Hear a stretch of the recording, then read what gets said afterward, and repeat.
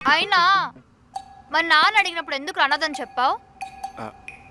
ఇప్పుడు మీ ఫ్యామిలీ మా ఫ్యామిలీ కలిసిందనుకో, అబ్బో ఊహించుకుంటేనే భయంగా ఉంది, అందుకే చెప్పలేదు. నువ్వు కూడా ఇదే మెయింటైన్ చెయ్యే. ఏడ్సవులే.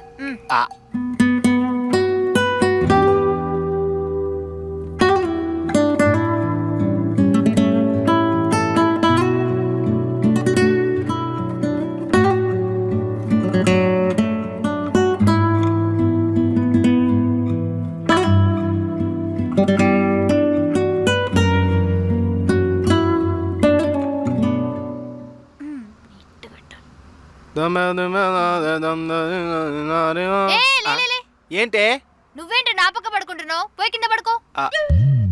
ప్రతి ఇష్టం లేని పెళ్లిలో మొగుడే కింద పడుకోవాలా? ఏ పిల్లలు పడుకోరా? అరే ఇది మా ఇల్లురా, నువ్వే వెళ్ళి కింద పడుకోవాలి. ఆహా, అదే పెళ్ళై మా ఇంట్లో ఉంటే నేను కింద పడుకునే, నువ్వు పైన పడుకునేదాన్ని కదా. ఇప్పుడు నువ్వు కింద పడుకో, నేను పైన పడుకుంటా. ఇలాంటి 100 సొల్లు కబుర్లు నేను చెప్తాను. ఎలా? ఇప్పుడు నువ్వు ఇక్కడ పడుకున్నావు అనుకో, నేను గట్టిగా అరుస్తా. అరు, మీ అమ్మ నాన్న కూడా అదే కావాలి. చీ గబ్బు ఫెలో, వెళ్ళురా వెళ్ళు. అబ్బా పంది ముఖం దాన.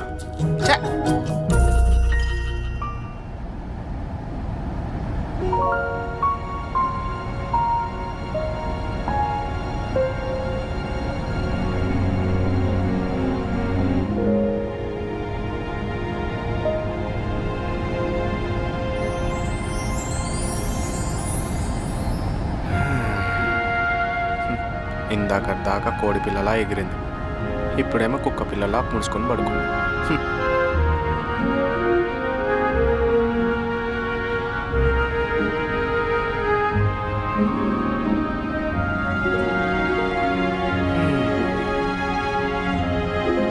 అమ్మా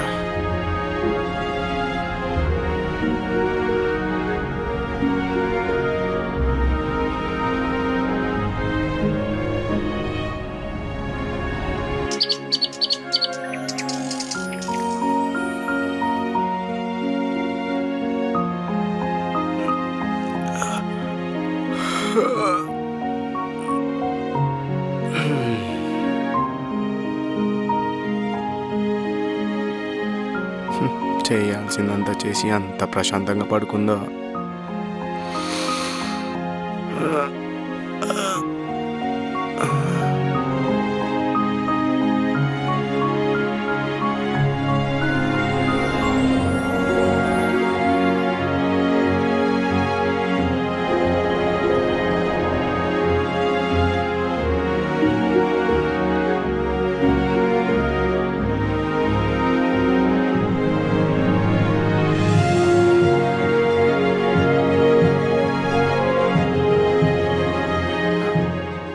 నార్మల్గా పిల్లలు దయ్యాల్లా కనిపిస్తారు, ఇదేంటి నాకు దేవతలా కనిపిస్తుంది.